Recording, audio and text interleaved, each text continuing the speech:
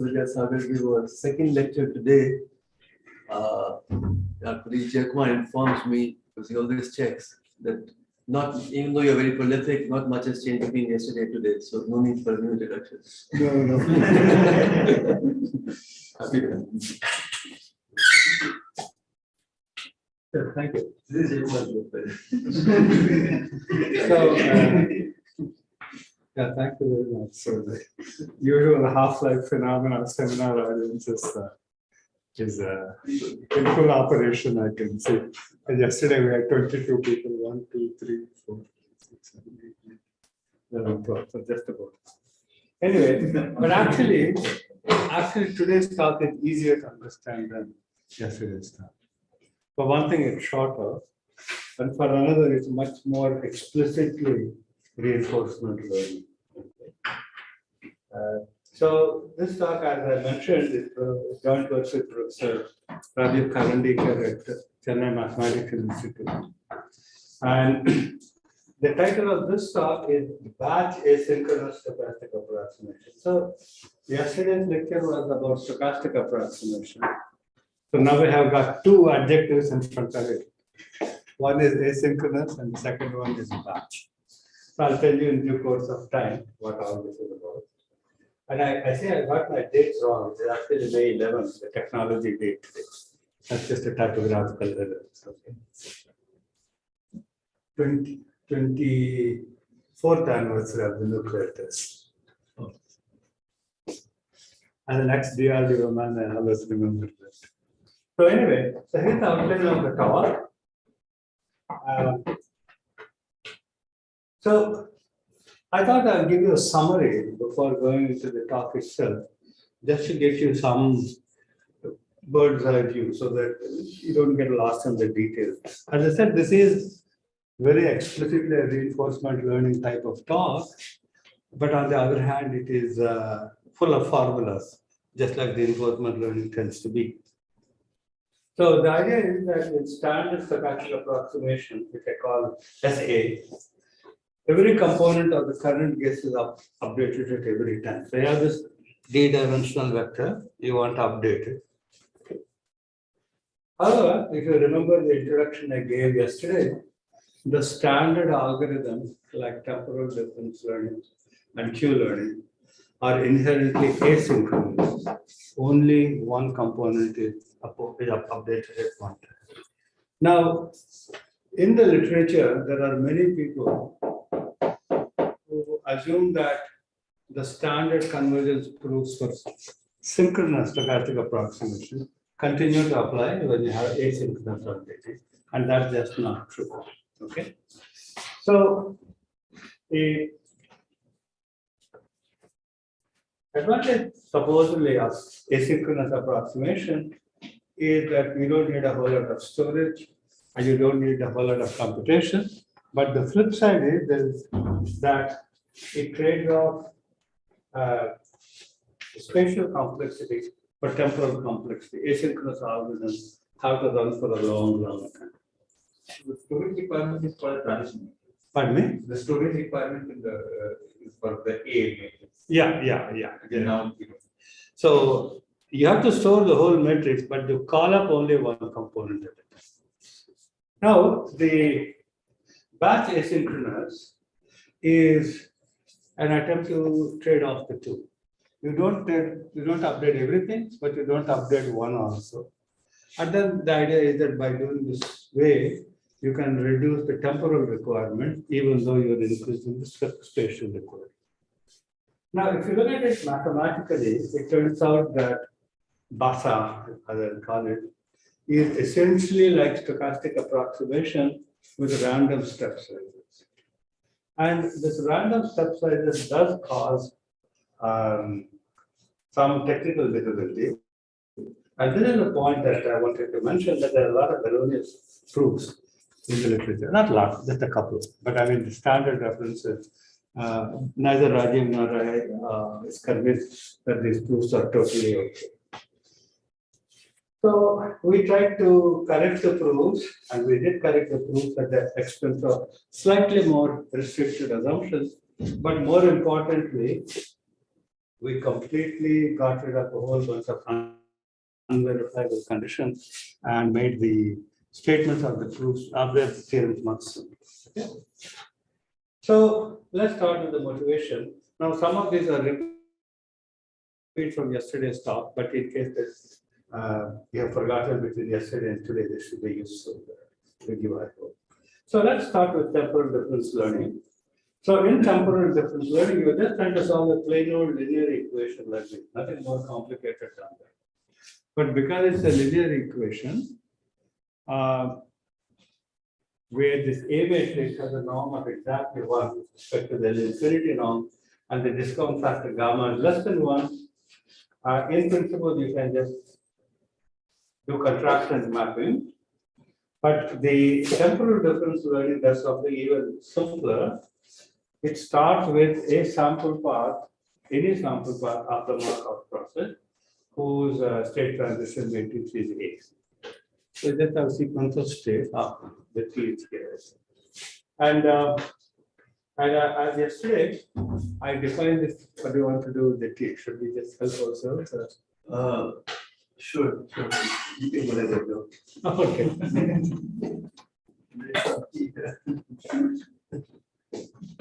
All the theory is like nothing.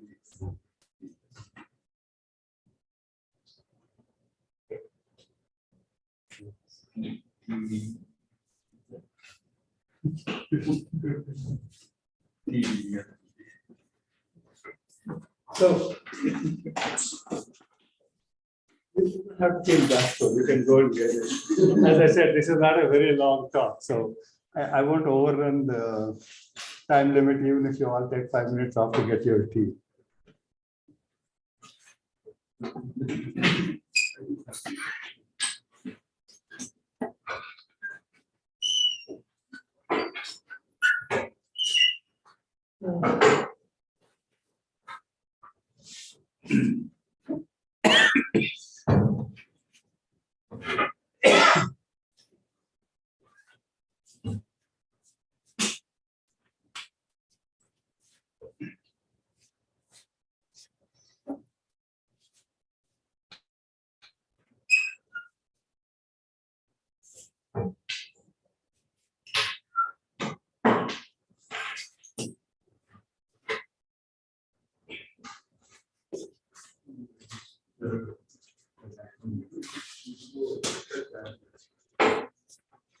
You have to press this.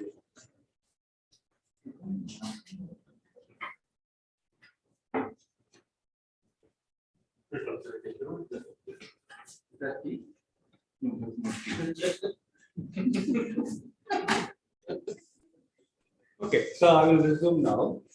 If you remember, the state space of the Markov process is any abstract finite set. So along with that, I associate the so-called coordinate process, which is just a bookkeeping device. So if the state at time t is the ith state, then the coordinate process is just the integer i. Right?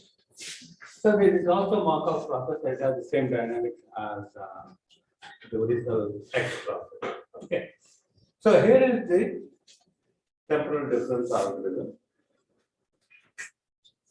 It's actually called TD0. I explained it yesterday that we do this for simplicity's sake. So at time t, you have a current guess V of t for what you think the value function is. That is what you think that solution is. So then you calculate the current guess at the current coordinate and the current guess at the next coordinate. Okay. Multiply this by gamma, which is a discount factor, and calculate the reward at the current coordinate. And take this difference, that is called the temporal difference. And you can make this a lot simpler by denoting the current state as x sub I and the next state as x sub j, then just becomes that. But the key point is that you update only the ith component. You don't update any other component. So you can see that this is an asynchronous stochastic approximation. And the beta of t is so-called step size. The question is, when does this converge to the true answer? Yesterday I made a small joke that you will find out tomorrow, so tomorrow is today. So you will find out.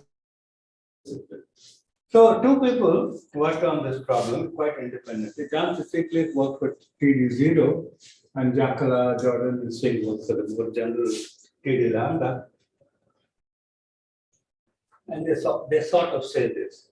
I mean, they do say this, but I don't think this is true, but I'll show you how to fix it. So they said, okay, you are updating only one index at a time. So you take the summation for each index, you sum up only the step sizes when you are updating that component, and that has to diverge.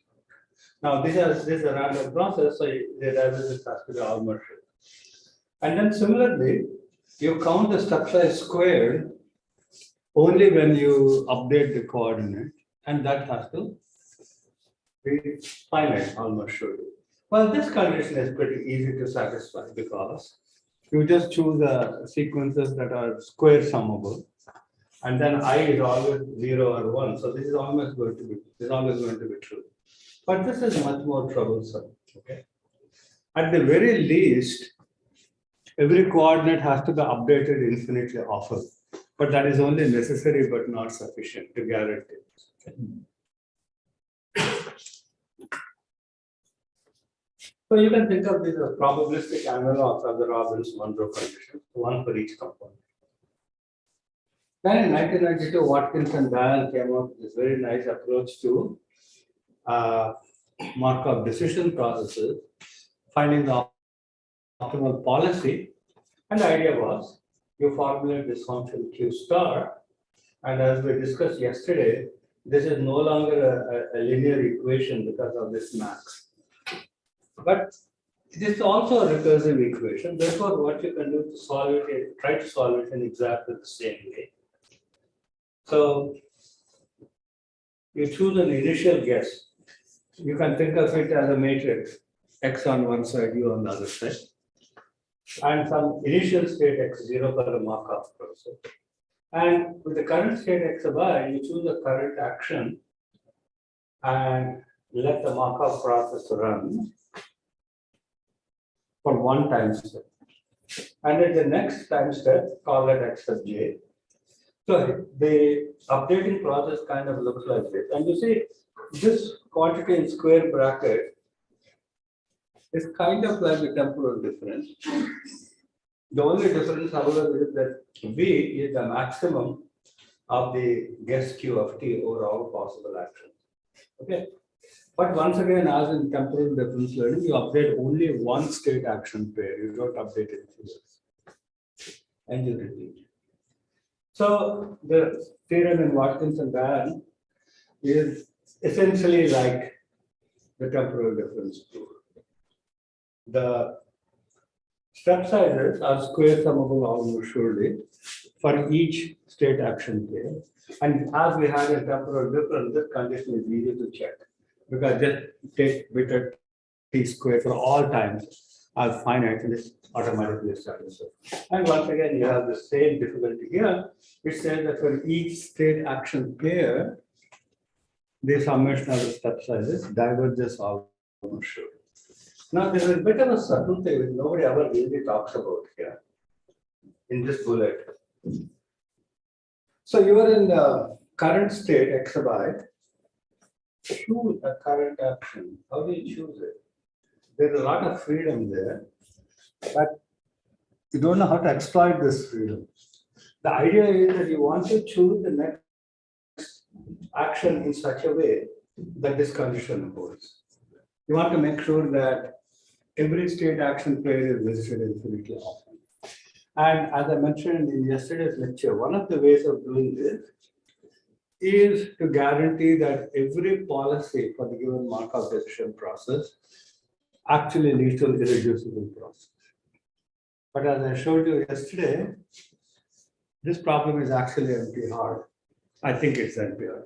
I mean, a slight variation of this problem is NP-hard. That is, checking whether every policy gives you a Markov process which is a unichain, that's NP-hard. And the only difference between a UV chain and an irreducible process is the presence of a few transient states. That's practically the same. So while in theory, you have the freedom to choose the next action, so as to make this condition true, it's not clear how you actually do it. Okay.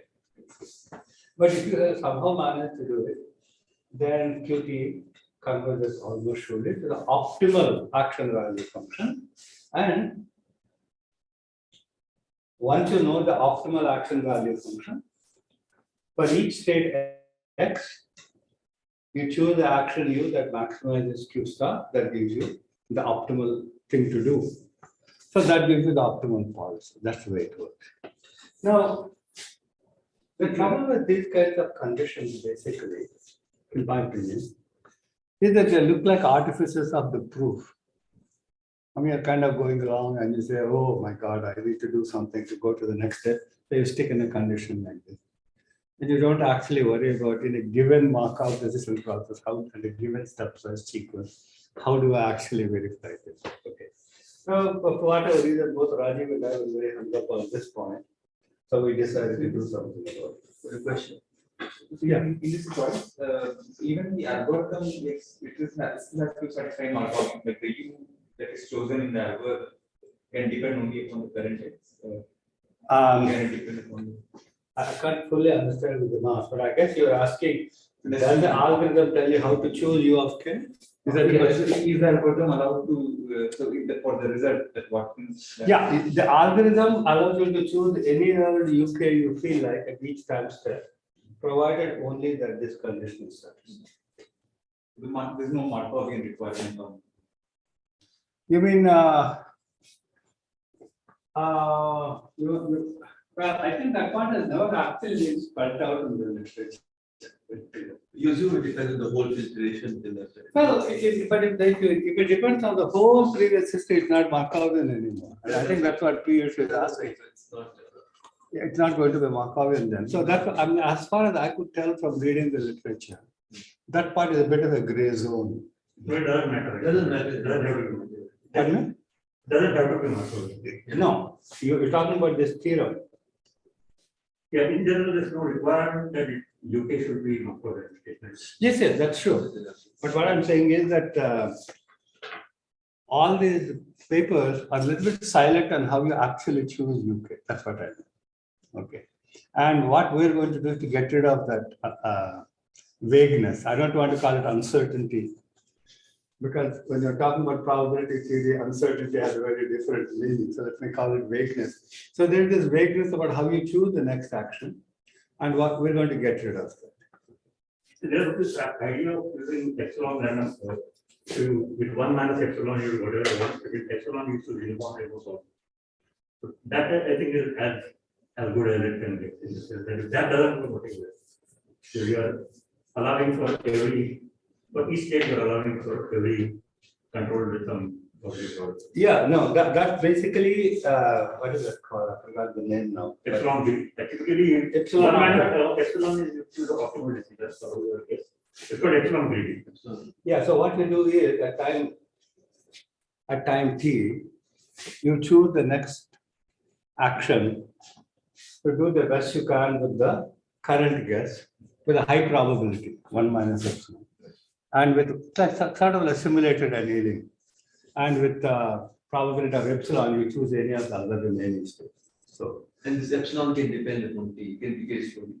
usually, usually they don't do that. I don't think if you pick small epsilon, then certainly you are for each state you are picking each control with some probability bounded away from 0. So if it works under that, that's okay. Yeah, but that's the best you can get. so this comment you made about that is the epsilon allowed or required to go to 0. I mean, this, if you look at books like Sutton and Bartow, they're very, very silent about all these details. And that's part of my frustration about the books that are available, that intuitively you would think that as time goes on, you have to shrink this tolerance. In bandits, they do that. Yeah, well, even in simulated annealing, you do that. Even in simulated annealing, you do that. But if you look at Sutton and Bartow, you will never find that. Anyway, so I've said this a couple of times already, but let me just repeat that. Checking these kinds of conditions is not exactly easy. We wanted to find a way around this. And this is the point I was making earlier, just to remind you that if you want to make sure that each state action pair is visited infinitely often, and one way of guaranteeing a very quick sufficient condition is that every policy leads to a unit chain, but that problem itself is going to be hard. Now, and the point is that if I replace the unit chain by a Markov process, my requirement is more stringent. But that doesn't mean that the complexity becomes better or worse. I mean, complexity is kind of a discontinuous function of the problem formulation. Right? Now, this is a key point. So the first bullet is pretty obvious that standard stochastic approximation theory doesn't apply to asynchronous, let's say. As far as I can tell, this phrase asynchronous was coined by John Stiglitz in a paper he wrote in 1994. And he analyzed this algorithm called TD0. And then Jackala, Jordan, and Singh analyzed a more general algorithm called TD. But here's the interesting thing. To prove convergence, Stiglitz cites a 1973 paper by Polyak and Singh. And Jackala and company, they cited even older papers like Rajeeva L.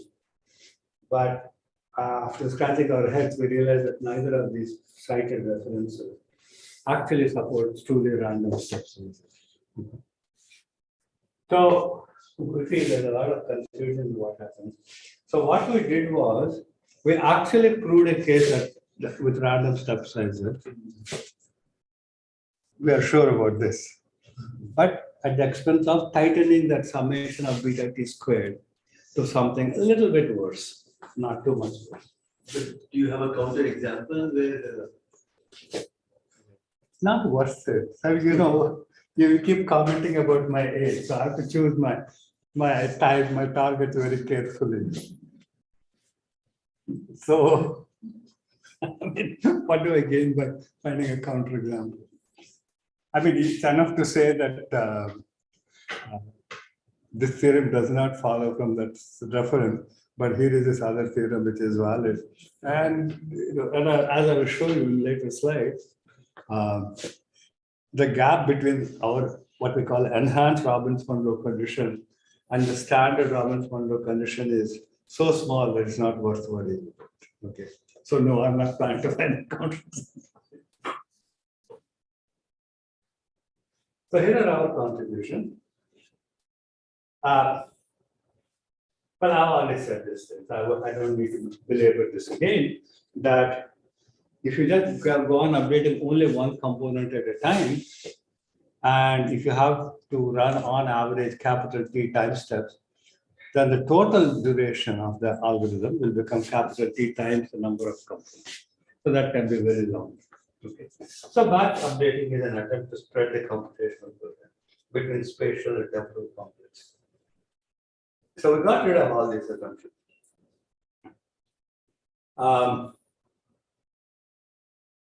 So we don't have almost no divergence or summation. We don't have each state is visited each law. You will see this. And we introduced batch versions of TD0 and Q learning. And it turns out that at least in one case, even without the batch, this result is new. So you think that by batch updating, convergence should be faster, but we're not able to prove that because just like everybody else in this field, we only have asymptotic results. So something like finite time stochastic approximation may be a way to establish this.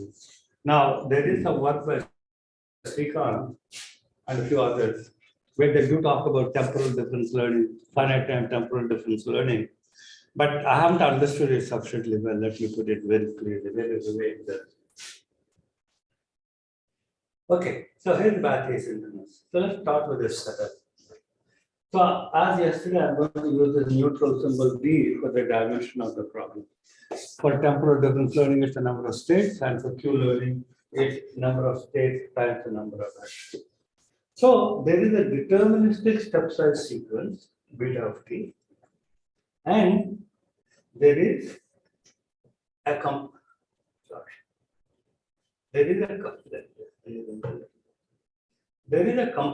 different binary value stochastic process, which I call kappa. Kappa is the counter. And the idea is that at each time t, you define the set S of t. S of t is the set of indices for which kappa equals 1. So that's a way of bookkeeping which are the indices you are going to update at that particular time. Okay. Now we also define this other quantity, nu of t sub I, which is the summation for a fixed I. This is the summation from 0 to t of this counter process kappa from 0 to t for each fixed index. So this is the total number of times that the component is updated up to and including time t.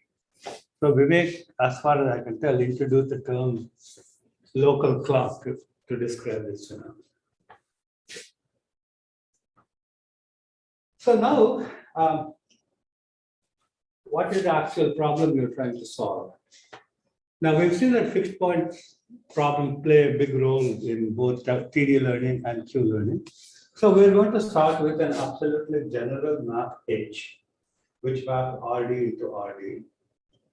And in the paper, we actually have a still more general formulation where H at time t can depend on the entire previous path. But for the purposes of a talk, I thought that's too much notation.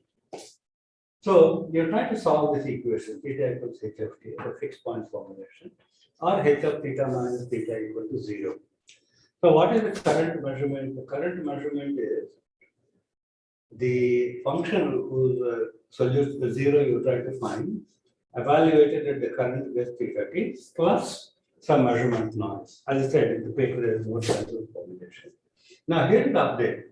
This one is a bit messy, but you should bear with me on this. For the ith component, you define the ith component at time t plus 1 to be the ith component at time t plus this quantity, that is the measurement minus theta plus the noise, because this is the standard fixed point formulation. But the key difference is what is the step size. Alpha ti is the step size for the ith component at time t. So it doesn't have to be the same for each component. All right. So if you use a global Prof, no matter what the component is, at time t, the step size is equal to this externally defined deterministic sequence beta. But if you use a local Prof, it's not beta of t anymore, but it is beta of nu subscript t comma I, which is the number of times, if you remember, that you updated that component previously. So the advantage of, there are both advantages and disadvantages. The advantage here is that there doesn't have to be any node-to-node communication. This node is sitting there by itself. Each time it gets a ping, its clock increments by 1, and that's all it has to do. Now, if you have been paying attention, you will notice that both TD and Q learning use the global clock. In fact, nobody seems to have thought about using the local clock. But as it so, it has some advantages. So here are the main theorems. So when you try to find a fixed point of a map H, you have to make some assumption. So we make the assumption that it's a contraction with respect to the L infinity now. Okay. Some contraction constant, which I'm not going to spell out, it's not a contraction. So then you choose some filtration of t, such that everything in the problem, the past iterations, the past counters, the past noises, they're all measurable with respect to this filtration. It doesn't really matter what the filtration is, so long as this is true. Now the noise at the next time instant has zero mean with respect to the current filtration f of t for each index. And the variance of the current noise at time t plus 1 is bounded by some constant times 1 plus theta 0 to square. I just want to remind you, yesterday when I talked about my theorem, I had a more restrictive condition that the noise variance at time t is bounded by a quadratic in the norm of the current iteration. But here, actually, it turns out we allow the entire past history from 0 to time t. Okay. So a little more general noise, and as it turns out, it doesn't make any. In a way, we try to figure out whether this is really whether what I presented yesterday can be made to hold in this more general condition. Probably does. Anyway, so here is the key point of today's lecture. If you don't remember anything else, remember this.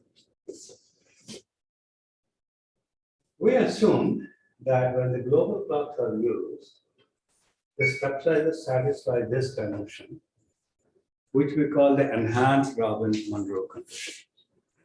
So instead of just saying summation of beta t squared is finite, we say at each time t, divide beta t squared by this product, 1 minus beta squared, and that summation has to be. So it's beta t is the local clock? No, beta t is the global step size. Yeah, I'm always using beta for the global clock step size and alpha for the local step size. Okay. So that's what I said. Beta of t is the step size. So now this quantity is always less than 1. You can see that. So this thing here, which you start adding up, is a little bit more than beta t, but it doesn't have to be a whole lot more. For example, you sort of assume that beta is going to 0 as time goes to infinity. So the denominator is, and the latest terms in the denominator are getting closer and closer to 1, right? But the almost sure divergence of the step size is still there. I'll show you how to get rid of it later in the talk. Now, when you use local clock, this is the main advantage. Number one, you get rid of that almost sure divergence, and you have just a standard divergence. But number two, you don't need this enhanced Robbins-Monroe condition. We use the standard Robbins-Monroe condition. So, how much worse is that compared to this? How much worse is that compared to this? Well, it turns out not a whole lot. So if you take beta of t, see, everybody's favorite step size sequence is 1 over t, right? If you want a sequence which is square summable but divergent, 1 over t is everybody's standard, yes. So if you take 1 over t plus 1, and you have to put a plus 1 because at time 0, you don't want this thing to blow up, right? Anyway, then multiplied by any old constant u of t, and if this constant approaches infinity as t goes to infinity, then this condition is true. Now, it doesn't matter how fast ut goes to infinity. Actually, what you want is, you want u of t to start at 1 and very slowly go to infinity. But the point about this lemma is, it doesn't make any difference how slowly it goes. The enhanced Robbins-Monroe condition. So, for example, if you take 1 over t plus 1 log t, or log t, or log t, as many logs as you feel like. There are more logs you put in, more slowly it goes to infinity, but it does get there eventually. But any of those choices will satisfy the enhanced condition. Okay. 1 upon t raised to power 3 by 4 will not go. 1 upon t? T raised to power 3 by 4. T? 1 upon t, Yeah. t raised to power 3 by 4, 0.75. No. I'm not to get it. Can you just write it down? This would satisfy.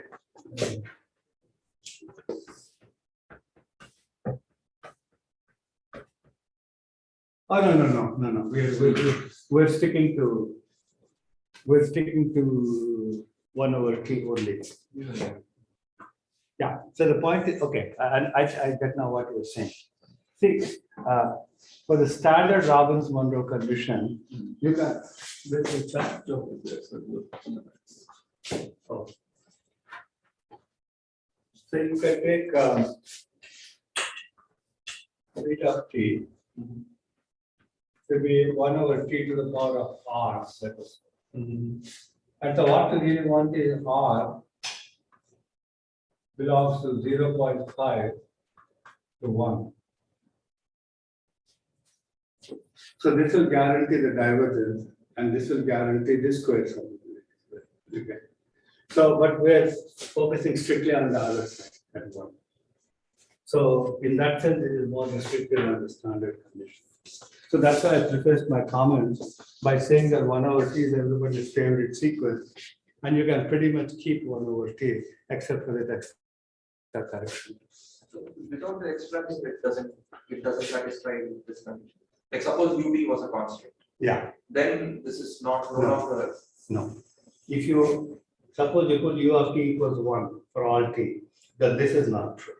Summation of beta t squared is finite, but summation of beta t squared divided with this is not finite. Basically, because that rate of growth kind of cancels out this rate of decay, and it doesn't work. So here's the first theorem. Suppose you take any non-increasing sequence of positive numbers, which are divergent, and you have a Markov process over a finite index set with an irreducible state transition matrix. Then for every index, the summation of the betas over the time that it visits that particular index set, that diverges. So the only extra requirement we have put is the part I have emphasized in the maroon color, which is that beta is a decreasing stepsize sequence. But if you think about it, in reinforcement learning problems, it really is not intuitive to have step sizes that are zigzagging all over the place. I mean, to have a nice monotonically decreasing step sizes is pretty much what you expect. And we don't even need decreasing. We're perfectly happy with non-increasing. So using this particular lemma, we can get rid of that almost sure divergence condition for TD0 and Q learning. We still cannot do an arbitrary BASA problem because there you don't know how you're choosing the updates. But for the problems of interest, which are temporal difference learning and Q learning, where the next index to be updated comes from a Markov process, this is very useful. Okay.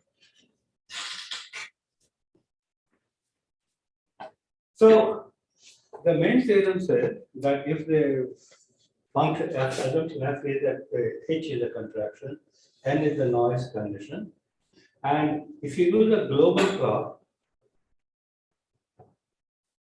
if you use a global clock, you have the enhanced Robbins-Monroe, and if you use a local clock, it's the plain old Robbins-Monroe.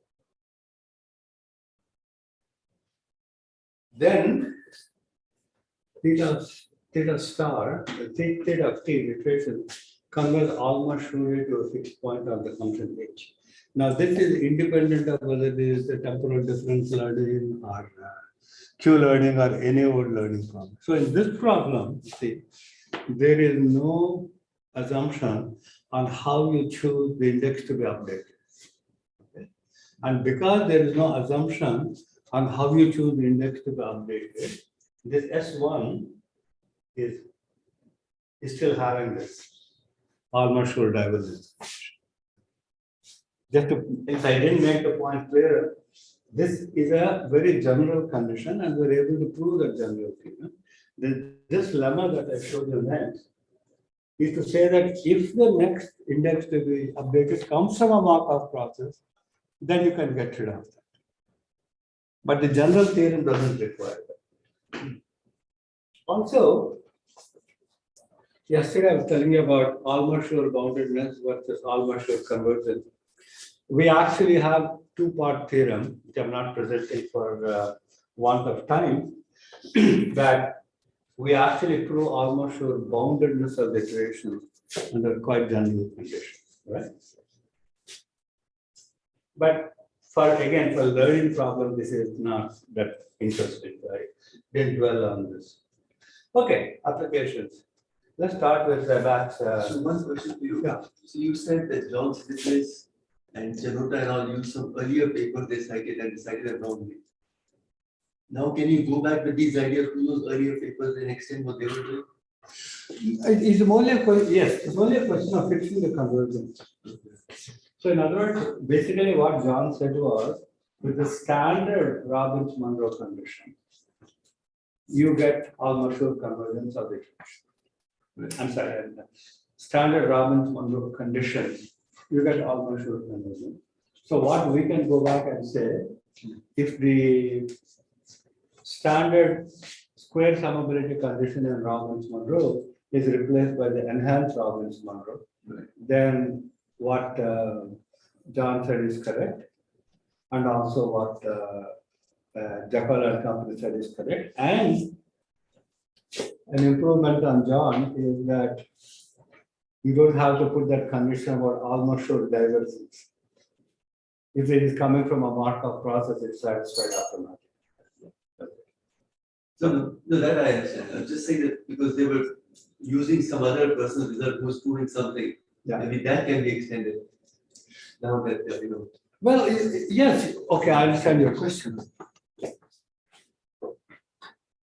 This is an extension of the original Polyak-Chipkin and Jekyll and Dvoretsky results.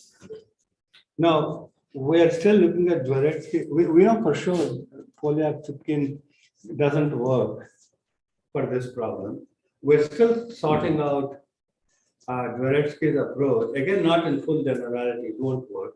But whether for just learning problems. See, here, I hope I can explain this clearly. At this point, there's a clear divergence between, are you trying to prove an absolutely general convergence proof for any old asynchronous approximation problem, or for temporal difference type learning, where the next index to be chosen comes from a Markov process. Okay. And obviously, the second problem is easier, and we have solved that. But the first problem, where you don't put any structure on how you choose the next index, that's where we're still stuck with this enhanced Robbins-Monroe condition. Because in this theorem, I said S1. What is S1? Just to remind you. S1 is the enhanced Robbins-Monroe square summable, and this very annoying almost sure divergence condition is still there. We can't get rid of it because we haven't said how we choose the next index. But for the TD0 Q learning, that class of problem, we can get rid of this condition. Okay, we can come Which slide you want me to go to? the one we had before, the standard Robbins-Monroe. Yeah. Yeah, so the last condition is beta t are random but adapted to the script FP. That doesn't work. So that works. Oh. The OD proof certainly works. No, But the thing is, the conditions are not verifiable. beta T is random and adapted to what? It should anticipate the martingale. Yeah, but that kind of that doesn't help. I'll tell you why. So what actually happens in temporal difference learning? You choose the next coordinate, okay? Well, that is going to determine the next noise problem, right? So which coordinate you update determines the measurement error. So that's not adapted to f of t. Okay, f of t includes the current state. It includes the current state, yeah. Yeah, so if your state say just depends on, it can depend on it, but not. Yeah. That we know. That we said. In fact, you can even go more generally than that. If you're what I call the CT+1, which is the noise, and the step size are independent random processes, then again it works. But many problems don't satisfy that. But if it's a martingale difference, the CT+1, No, it doesn't. We'll talk about it. Before Rajiv goes away, we'll have a three-way conversation. No, not this theorem. Not this theorem. Actually, I don't see why, at the OD group, I don't see any difference between, there's a pathway. no, but your theorem we are not contradicting at all. In fact, we are improving on it because we got rid of this all-Marshall divergence conditions, okay? And in your original asynchronous stochastic approximation paper, you said the noises are an IID sequence and we don't need that. But I'm questioning only the two papers by Johnson Chickless and Jackal and Company. I'm not really talking about asynchronous. If you consider, if you treat that beta times indicator as a random step size, Okay. as long as it is adapted, that standard OD proof goes to just convergence of stochastic approximation. Okay. But the thing is that you cannot verify it. That's the catch, not the, if it's given to you by God, then it's okay. Okay. Well, okay, I will read that part of the literature more carefully.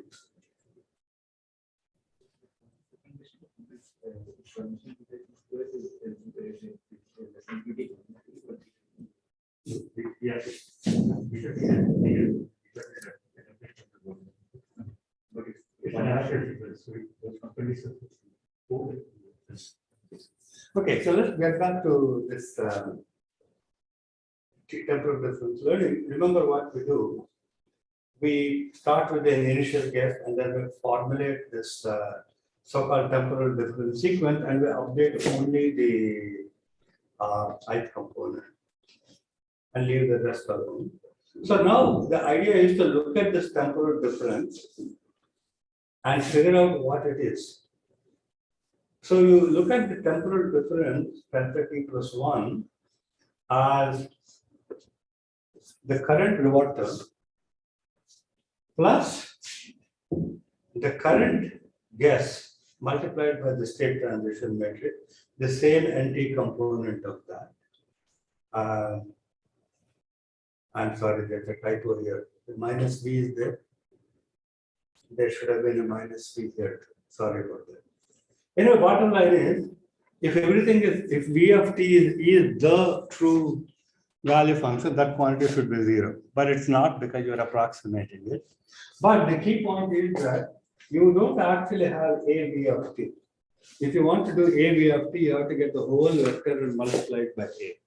And what you're doing is looking at the next state, evaluating at the next state, and using it as a proxy for a V of t. Now this was John's contribution, and my comments about the other things don't take nothing away from this. It's a very spectacular contribution. He just pointed out that this temporal difference is just an, I have the minus V here. There should have been a minus V there as well. So this temporal difference is really nothing more than an unbiased estimate of the quantity that you're trying to make equal to 0. Now, when Sutton proposed it in 1988, he had nothing like this, and he didn't have convergence proof. So it's like a fixed point iteration, but one component at a time with an unbiased measurement. Okay, so the measurement is unbiased, that part is easy. However, the variance, is the variance bounded? That part is even easier because there are only finitely many possibilities. So each of those random numbers has got some variance. So the supremum over that is also going to be very quadratic. It's very easy to check these assumptions. So the point is that with the usual step size assumptions, whether you use a global clock or a local clock, you get convergence. Right? So the fact that you can use a local clock in a temporal difference learning, nobody seems to have observed it before. I don't make it as a big deal, but I'm just saying that there was no compulsion here to use a global clock. You could use a local clock. Okay, now I'm getting near the end of my talk. So now here you will see for the next little while No more almost sure divergence condition. They're all gone. As I said several times already, because now you're looking at a very specific way of updating. You can get rid of all those almost sure divergences. So suppose you use the same temporal difference updating, but instead of multiplying by the global step size beta of t, you multiply by the local step size beta mu local. Then, if A is irreducible and the step sizes satisfy the standard Robbins-Monroe condition, then you have almost sure convergence. There's no divergence, almost sure, that's gone. That's what I said. No absence of any unverifiable technical solution. Now, what happens when you do batch TD learning? So the idea in batch TD learning is, why should you have just one sample path? Just generate k different sample paths, run them all in parallel. Okay. So the only possible thing that can go wrong is you have k sample paths in parallel. You must start them off at discrete, at the distinct initial state, but the paths could overlap and then diverging. Doesn't make any difference. Basically, all you have to do is to compute the temporal difference for each of these sample paths. So even if by chance you see the coordinate processes converge at some time instant, the V is not going to be the same. So anyway, bottom line is you update your current guess by this kind of an average of all the temporal differences for each of the k sample paths. And this also works. But I'm using a global plot here because it's a bit of a mess to use k different local plots. You can state a theorem, but it's kind of a mess. And so what you get is that if the matrix A is irreducible, the sequences diverge, and they have this enhanced Robbins-Monroe square summability, then almost surely you get convergence. Now, even if you take k is equal to 1, so that there is no batch updating, okay. This is still new, provided you only add this extra assumption that you have a non-increasing step size sequence. I don't think anybody in the reinforcement learning world would object for non-increasing step size sequences. Very, very intuitive. How important is that? Huh? How important is that assumption? Okay. How important is that assumption? Well, when we use it,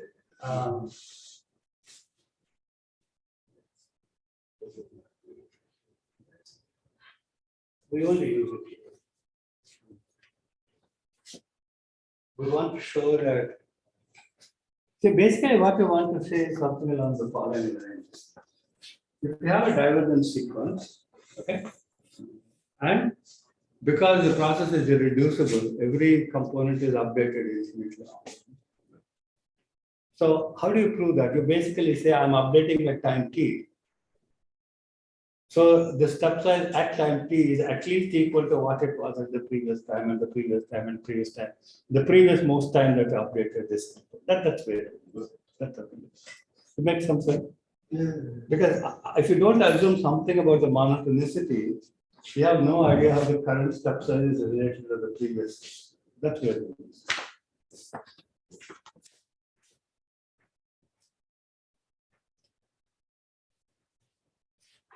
Now, the last Q learning to me is the most interesting one. This goes back to the question that Piyush was asking earlier. So here we say, all right, you learn M different Q learning algorithms in parallel, where M is the number of actions. And for the kth simulation, you always choose the kth action. You don't change it. So in sample path number 1, you pick some initial state and let it run away, but with action always U1. Sample path 2, only action U2. Completely deterministic. And then what you do is that you, so this is a reprieve slide, so let me skip that. So what you do in the batch queue learning is, for each of these k different sample paths, you update according to the current step size. But alpha of t is the kth local clock. The reason why I'm emphasizing the kth local clock is, remember the local clock depends on the time t and the index at I. But if you have got k different sample paths running in parallel, for each sample path, even though it's the same index I, the index of the number of updatings can be different for different sample paths.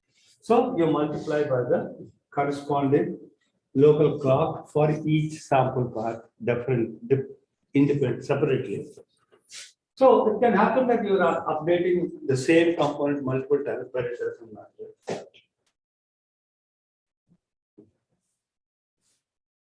But now it comes, this is a very, very clean theorem, absolutely no conditions of any kind. You assume that for each fixed action, the A matrix is irreducible. Now, I hope you can see how much simpler this is to say every policy gives you an irreducible matrix. Every policy gives you an irreducible matrix is basically an unverifiable condition. There are just too many policies. But saying that for every fixed action, you get an irreducible matrix is easily verifiable because there are only n different matrices you have to check. And so each one of them is irreducible. And if you use the local clock and the standard Robbins-Monroe conditions are true, then you get almost sure convergence over returns. Right? And if you insist on using global clocks for the batch queue learning, the only difference is that the standard Robbins-Monroe condition is replaced by this enhanced condition. But still, you retain the advantage that you only have to check the irreducibility of the m different matrices, not all n raised to the power of n matrices. Okay. So all these theorems are improvements on what exists now. So this is my last slide.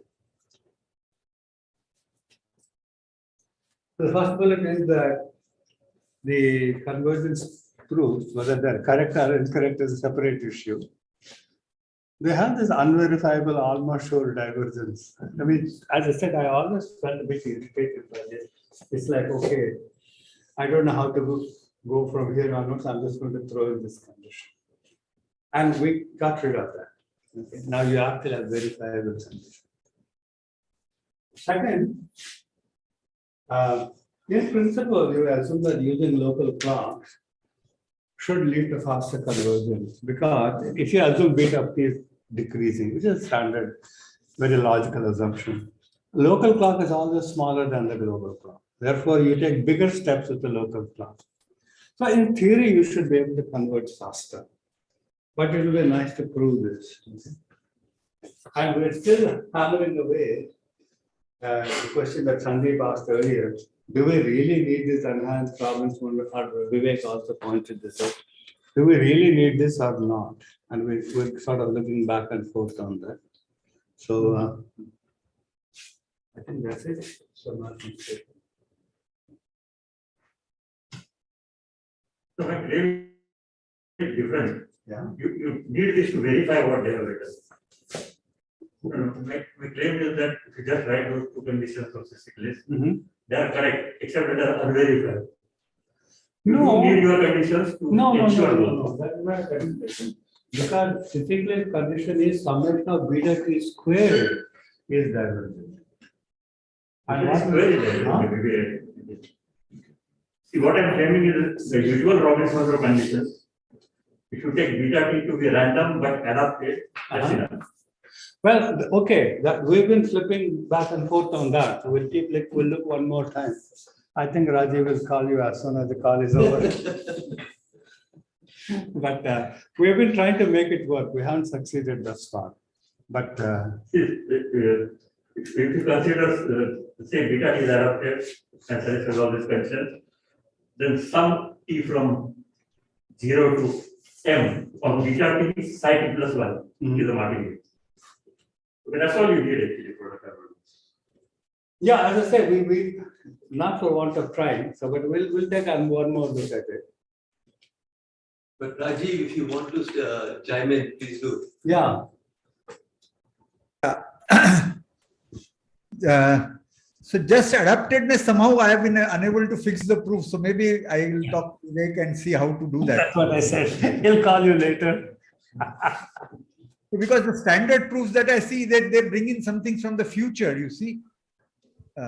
For example, the Gladyshev proof or such proofs, they bring something from the future. And so if the randomization is independent of everything else inside, no problem. But Yeah, that's what I said. So see, the ODE proof uses only Gromov inequality to control two errors. One is discretization, which is easy, and the other is due to the noise. And for the noise error from n to n plus k to go to 0, all you need is that martingale be convergent.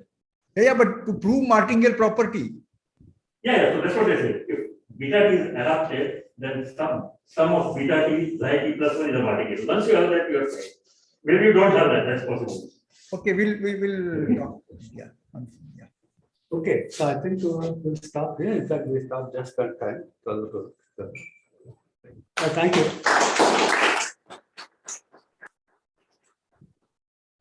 So I think that today's, well, I don't know. I thought today the talk was, I told you that it's less technical but more boring. And because it's much more reinforcement learning focus. So there are lots of formulas. I warned you about that already. But I think if you want to do reinforcement learning properly, you have to go into some of these nitty-gritty. All right, so thank you.